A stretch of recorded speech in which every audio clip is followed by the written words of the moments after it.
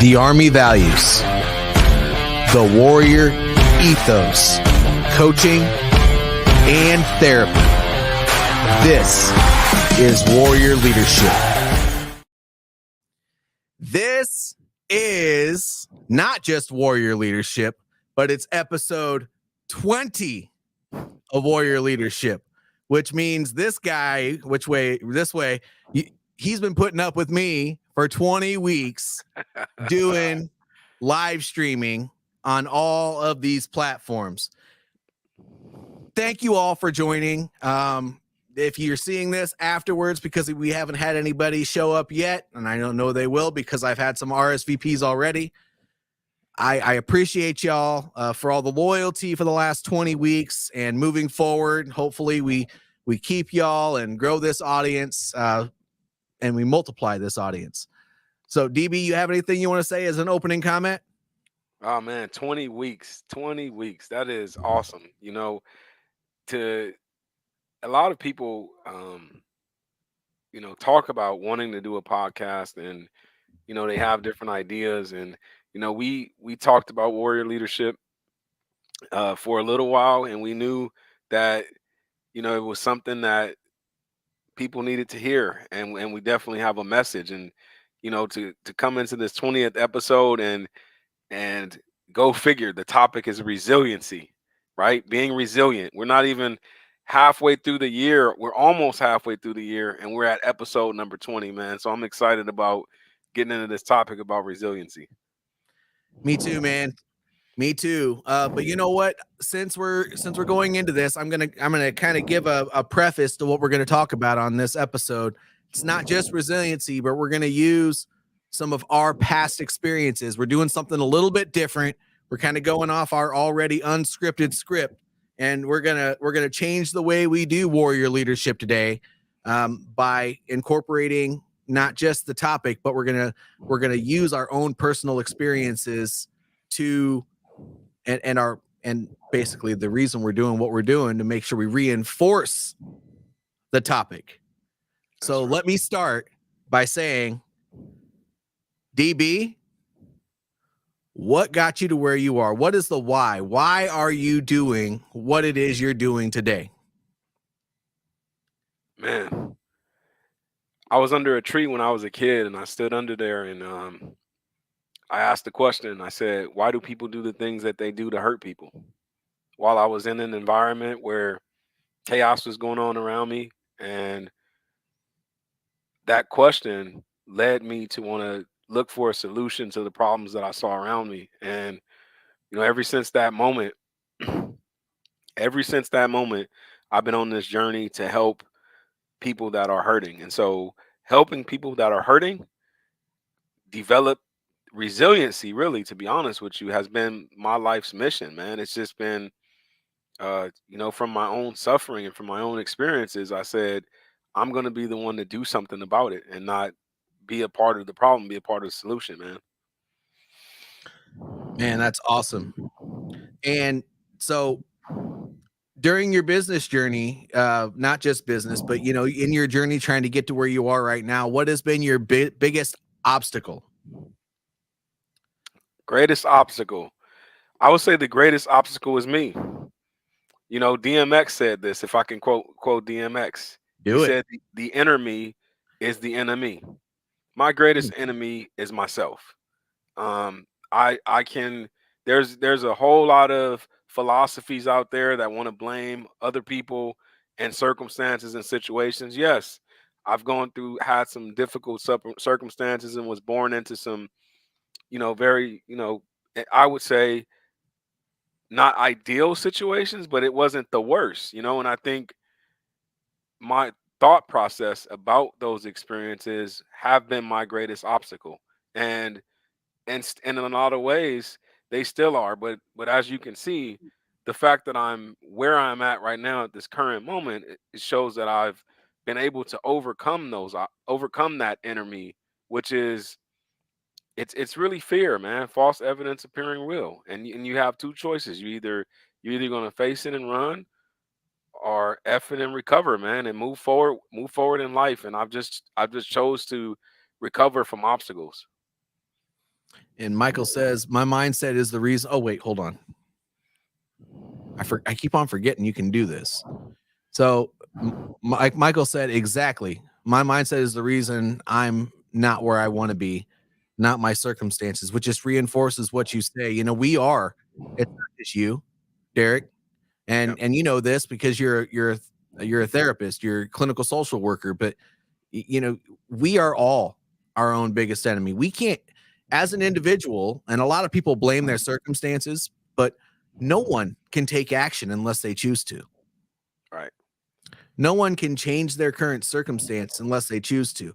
That's resilience. Yep. But, you know, what has helped you, you know, push past that and sustain your why?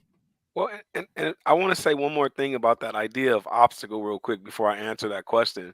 So Obstacle. Okay. you think about this mindset thing, right? And you say obstacle. As a warrior, I get excited about obstacles, right? So you look at challenges in life, no matter how difficult they are. Mom passing away, grandmother passing away, losing a job, any of those serious life issues that come up that causes a lot of grief and pain. Those are obstacles. I know, and so I just want to be clear about, I don't want to, although I said the inner me is me, and that's my greatest obstacle, I don't want to undermine all of those other things that are obstacles. And yet, if we look at those things as opportunities, then we shift our mindset and we can overcome those things. And so I really just wanted to make sure that I highlighted that, because I don't want to make it appear like I've never had any other obstacles, but the greatest obstacle is me, because when I'm faced with those situations, to Michael's point, it is my mindset about the obstacle, and I lean into those obstacles. And I think that's what makes me resilient. That drives resiliency. And so when you say what sustains it, what absolutely sustains my ability to be resilient, and this may not be the popular answer to most people, but I was raised in the church. I was raised in a Christian home. And I would say that what's the number one thing that sustains me is the power of the Holy Spirit and His Word. Me as a man of faith, leaning into my faith and leaning into the word, and literally having that word shape my mindset.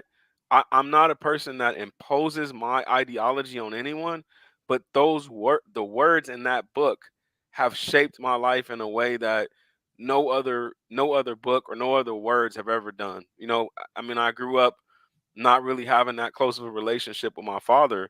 And so I remember as a boy, my grandmother, she had me in Sunday school. She had me in vacation Bible school. I was watching, used to watch these Hanna-Barbera cartoons where it was like Noah's Ark and David and Goliath. And I saw myself in those stories. And when I hear the words, those words shape my mindset and how I think about myself. And it pushes me forward. And so, many other people have different philosophies and ways of thinking. And, those are their spiritual beliefs. And so, in short, what has helped me the most is having a strong spiritual foundation. And I've noticed, like, when I veer away from that is when I start becoming less resilient, less able to handle, the difficulties of life. Oh, That's my sister interesting. is joining us today. I'm I sorry. saw that. I was gonna say I've never seen Sharona Brown before, but then I kind of connected the dots there. Thank you for tuning in, Sharona. I really, really appreciate it. Your brother here is a great man.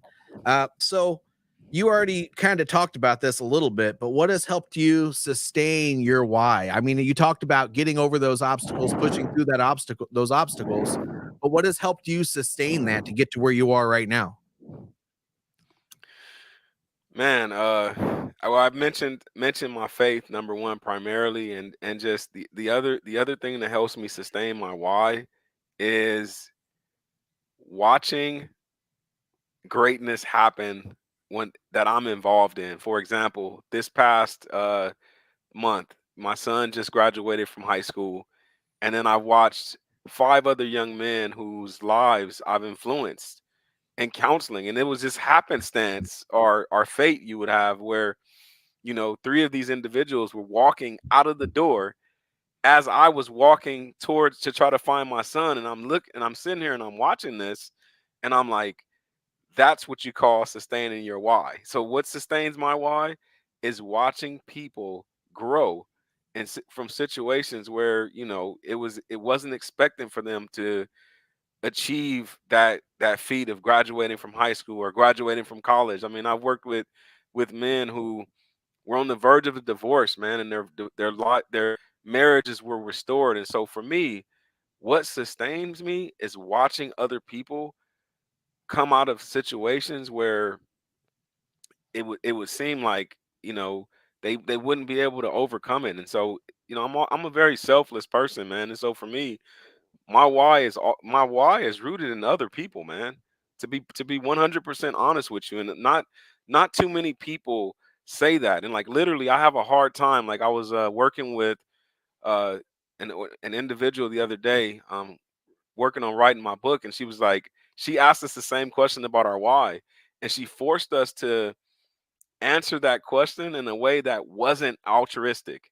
And so we struggled because all of us are therapists and helpers. And so she made us answer the why from a different angle, which was she was like, well, it's great that you guys want to be altruistic and help people, but what is the other why? The other reasons why? And so I guess, and because I was just challenged with that same question yesterday, I can also bring those points out too, which are my why at this point from the perspective of what do I get out of it is what I get out of it is I become the subject matter expert in helping people overcome rejection. That was literally one of the things I said yesterday. And I shocked myself that I said that out loud because, again, I try to be very humble. I am very humble, I would say. And so to say something like that out loud, like I'm the subject matter expert on helping people overcome rejection, like that was huge for me to be able to talk like that about myself. But again, going back to what I was saying about that inner me is the enemy. Saying stuff like that is defeating that enemy inside of me that says, "Oh, you can't call yourself the subject matter expert. You have to recede back into the chair and not, not bolster the skills that you have that are going to help people and save lives, man." And so that's it's just it's interesting how, when you're doing life, man, and you grow and that why expands and you're like, man, this is it's just exciting, man. It's exciting, thing to grow and to not stay stagnant, man.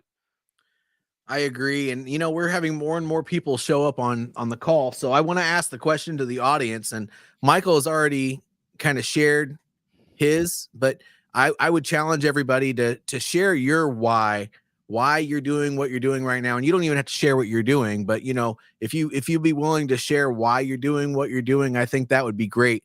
Michael says, what sustains my why? Oh, oops. I will screw this up, man. Here we go. What sustains my why is the pain that was inflicted by it. Mm. And we know kind of why you're doing what you're doing, Michael. And I think that anyone who has the ganas to go out and be an advocate is a good friend of mine. So thank you for doing what you're doing, Michael. Speaking to the masses on something uncomfortable is not something most people are willing to do. But that's resilience, man. I mean, and you know what? I don't know why you couldn't add to your repertoire if that's really what you do is you help people overcome objections. You could be a sales coach. Right. Right. Because that's all they do. Right. They get better and better and better at having everybody tell them no. Diggs BTW. Hey, what's up? Hey, man, I don't know who you are, but I really appreciate you joining in on the call. I hope you enjoy the show. So yeah, man. Thank you for sharing that. That anything from your past and anything about your why is not the easiest thing to share with the audience.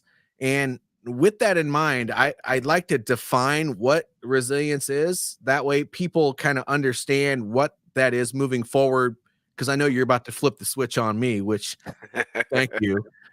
But there you go. Resilience is the ability to bounce back in the face of adversity. Right. And, think of a rubber band. When you pull it out, it always comes back to center. So if you're able to do that with yourself, say you get angry, bringing yourself back to center. Say you get told no, you come back to center. Somebody punches you in the face, you got to come back to center. Whatever the case may be, it's overcoming an obstacle or any sort of hard thing and being able to understand who you are and stay strong, even though you're going through all the crap you're going through. Right. Yep. So that's it. It is. I'm glad we have a little bit of an audience today. Again, I want to challenge you all to share your why with us. So I know you probably have a couple questions for me, DB. I do have some questions for you, sir. So what is your why? So my why, it kind of starts similar actually to what yours did, except for I came from a broken home starting back when I was 1.5 years old. So I actually never knew what it was like to have mom and dad living in the same house. I'm not going to go into the whole story there because there's a time and a place for that. But, my parents really didn't have much. Never did. Still don't. God rest her soul. My mom has recently passed, but she passed with nothing. I mean, they never earned anything for themselves, lived on welfare and the whole 9 yards. But they also didn't really encourage me to go outside of my comfort zone and do great things. And that's tough. So I served a career in the military. They're very supportive. They push you outside of your comfort zone all the time. Thank God. I mean, my goodness, I definitely don't even know any other. Well, I do now that I'm out of the military, but I haven't really had the opportunity to know what it's like to be comfortable on a day-to-day basis doing my job, because that I was just constantly challenged to do things that I didn't do yesterday or last year. When I retired in 2018, I started working a few different civilian jobs. Well, hold on, back up. So my brother passed. I actually had a point where I broke down a little bit after I retired from the military, and I came back to visit family in mid 2019. And my brother passed while I was home visiting, and I looked around and everyone buckled under the pressure, which is something that I was accustomed to as a kid. Everyone buckled under the pressure, and I barely even had an opportunity to cry.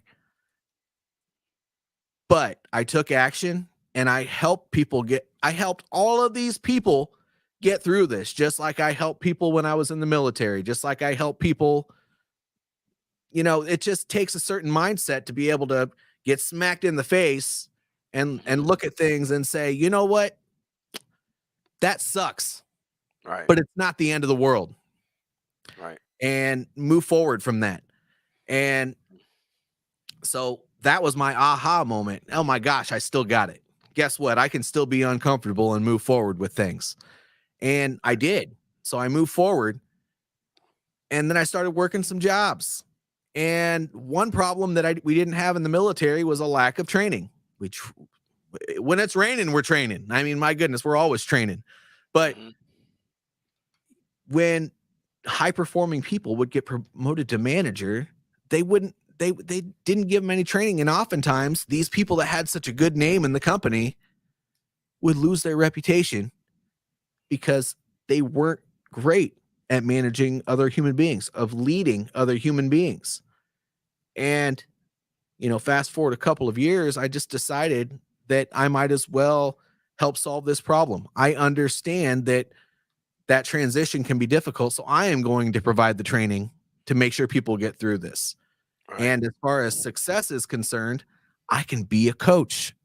I can show the way. I can help people with a strategic plan so that they can go from whatever horrible situation they feel like they're a part of. And as long as they have a vision to move forward, I can help them with that. Nobody has to sit in that failure loop. Right. Nobody. Right. And I can help with that.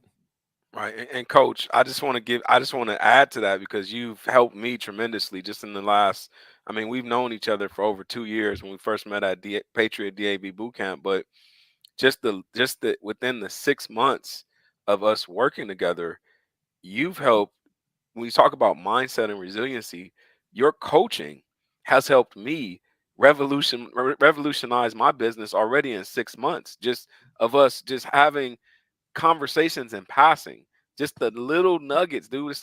It's almost like you think about Phil Jackson, won all of these, championships and stuff like that. It's like you just want to get in front of the coach and like get some coaching and figure out like, hey, what kind of nuggets can I glean from him today and implement that right now in my life. And your why is I said what I said to say your why is evident by how you present yourself. Like we would have been amazing serving in combat together, and that's why I love warrior leadership and this opportunity to now serve off the battlefield, because your why is evident, man, and you're one of those leaders that you lead from the front and not from the back, and we talk about that a lot, man. So your why is just so evident, and I just appreciate you for that, man. And I Thank have you. another question for you.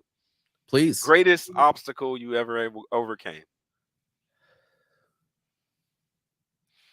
Honestly, this may be extremely cliche for those who have never had to go through it, but I feel like my two biggest obstacles in life, but they weren't even obstacles. One was having children and getting married.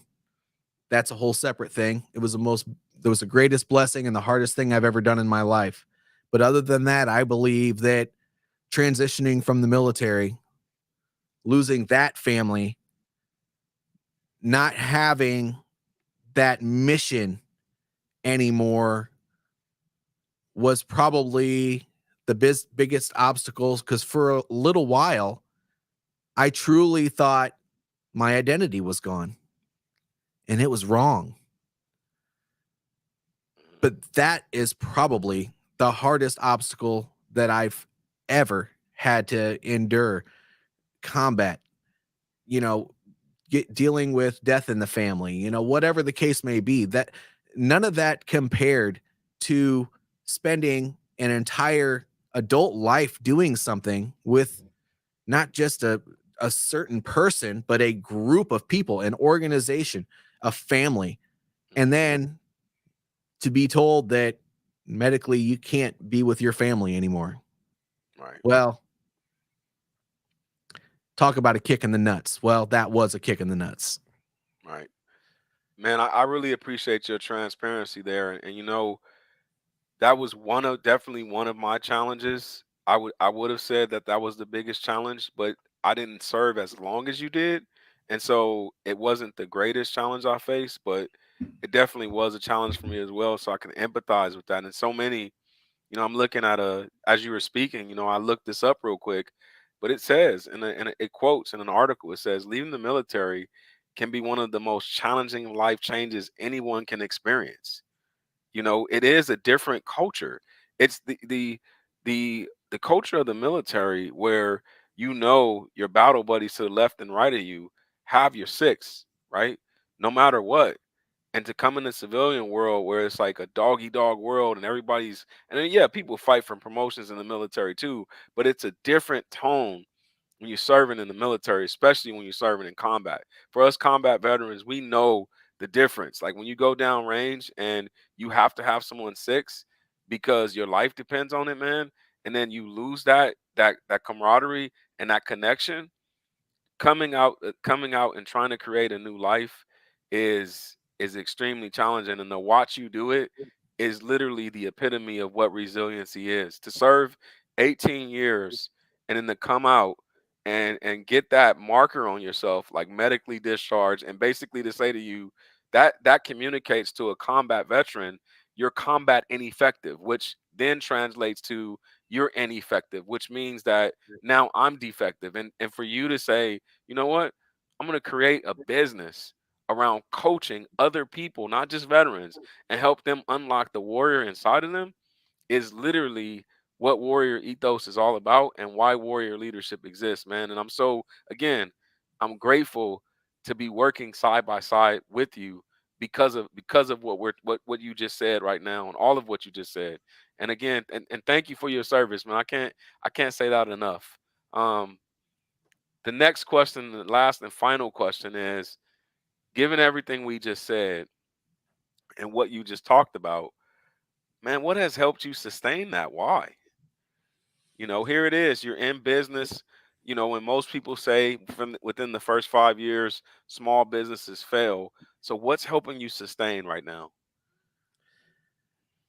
I've gone through a lot, and I just like you, I could put the blame on other people for some of the challenges that I've had to face in my life, but it does absolutely no good. To sustain my why, I need to help people not have to deal with what I've dealt with. I truly believe that if you have another champion in your corner, you can't lose. And I want to be that champion for other people, because poverty, when you get stuck there, you stay there. When you're depressed, that's a place where you get stuck. When you feel like you can't move forward with anything, you start getting addicted to that pain. And if you Mm. can't move forward through those problems and have somebody reach out a hand to you and say, I not only know the way, but I can show you the way, and to give you support through that, whether they're paying me or not, because I do that. I do that both ways. I have channels for both of those things. It it just gives me a light to to keep moving forward. It's like a beacon that I'm constantly staring at, that I want to keep on moving forward to. Ah, hey, you know what? It's almost like we scripted this, because did you notice that your what sustains your why is exactly what sustains my why, which is why we work so well together, man. It's when we learned in the military, when we learned how to do infantry tactics, when it was like buddy set, buddy move, that's exactly what this is like on warrior leadership. So when as I heard you articulating that why, what sustains it, I'm like, he's literally repeating what I said in his own words, which is, look, when you find someone who can reinforce your why, we're better together. And that's what makes that, like, literally what we're creating here is essentially the very thing that we are both missing, which is the camaraderie that some people says can't be replicated outside the military. I'm going to say that that's a lie. I'm It going to is a say lie. absolutely. I'm going to say absolutely. It can be replicated, and you replicate that by not just being resilient on an individual level, but when you have a common purpose and a common why, then now the team can be resilient. The whole team is resilient now, and we all depend on each other, and we all expect each other to meet a certain standard, man. And so this just excites me, man, to hear every time we have this conversation. And we've talked so much to where, you know it just it flows, man. And it's amazing to when your mission and vision are the same, when you're on one accord. When you're on one accord, nothing can come against you. And so, man, coach, you're amazing, man. If You nobody are told too. you that today, if no one told you that today, you are amazing. You are a warrior. And every time I get on calls with you, man, it reinforces to me, like, all right, man, I gotta step my game up, because coach gonna have something else that he did. And I'm like, I'm gonna have to have something to check in with him. Like, even this morning when we had our coffee call, and it's like, I was like, man, I gotta have something to report back to coach. And I think it's reciprocal, because we're looking at what is how closer are we to that why. And when we talk, what we're gauging is how resilient is Derek today, how resilient is JJ today. And look, and if we ain't feeling resilient today, guess what? We got to talk each other up. We got to coach each other up and get each other at that get each other into that resiliency zone, so that way we can get the mission accomplished, man. Yes, you're right. And, you know, with that in mind, since we're live to actually thousands of people right now, I want to say something to anybody who is listening to this. If you are struggling in what I would like to call a failure loop, which is just you not being able to have success anywhere, just know that you're not alone. And there are many people out there that even without a hand to pull them out of it, they've had to endure through that. But you have two people on a call right now that will reach a hand out to you and will help you endure through that. And if you really just can't see the light at the end of the tunnel, just know there is one. It's always darker before it becomes light. Always. I mean, the sun goes down every day and then it sets on a new day. Just because you had a life of no success up to now, that doesn't mean that you can't go to sleep tonight, wake up tomorrow, and start not just a new day, but a whole new life. Ooh. And just don't give up on yourself. You deserve that much. And that's all I got to say about that. Coach, go ahead and drop the mic, man. I don't have Drop one. the mic. Oh man, that was spot on, man. That was spot on. I love it, man. Look, hey, resiliency is the currency, man. If you have resiliency, you can get through just about anything, man. And it's interesting how, you know, we came right back into each other's life right at the right time. You know, I know you mentioned that your mom just passed away, and here it is in less than a month or so. We're getting ready to celebrate my mom's 60th birthday, and it's been 5 years since she's been gone. And in the beginning, when it first happened, I said this to myself: I don't think I can go on. Well, here I am, and there I go.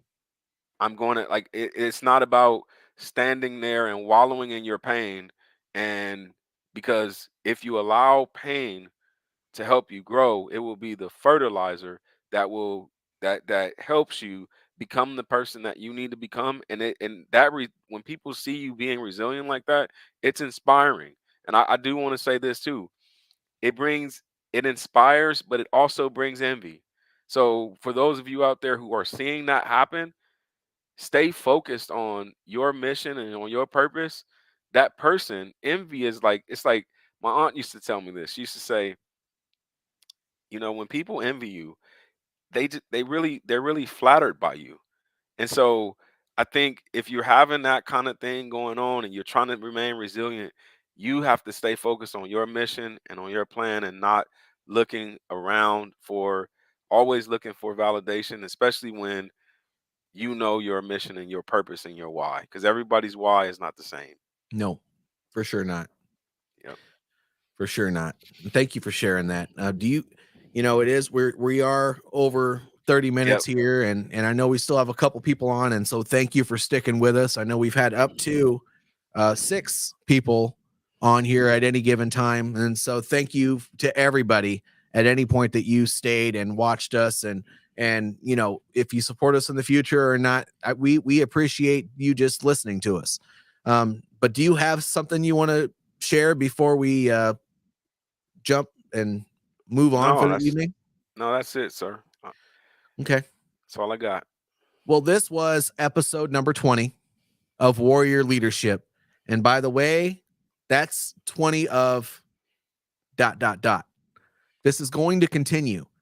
So if this resonates with you, please subscribe to the YouTube channel, like the video wherever else you see it. But more importantly, you know, put a comment below. I want to know your why. DB wants to know your why. And if you have a question about how to remain resilient, or if you need somebody to reach out to you, send me a private message wherever you are. Or hell, you know what? I'll do it. 757-325-5910 is my number. No man or woman left behind. That's my promise to you, is no matter what stage you are, I am here to help. And I believe DB is probably the same way. And if you call me and you're asking for DB, well, guess what? I'll give you his number. But I appreciate y'all. I keep on doing this today. It's because, DB and I, we are just the vessel to do all of these things, but the catalyst and the power comes from the glory from the Lord up above. And so we appreciate you being with us, but just know that we're going to keep on doing this good work because it doesn't just make us feel good. It's what we're meant to do. Thank you all for tuning in. Have a blessed day.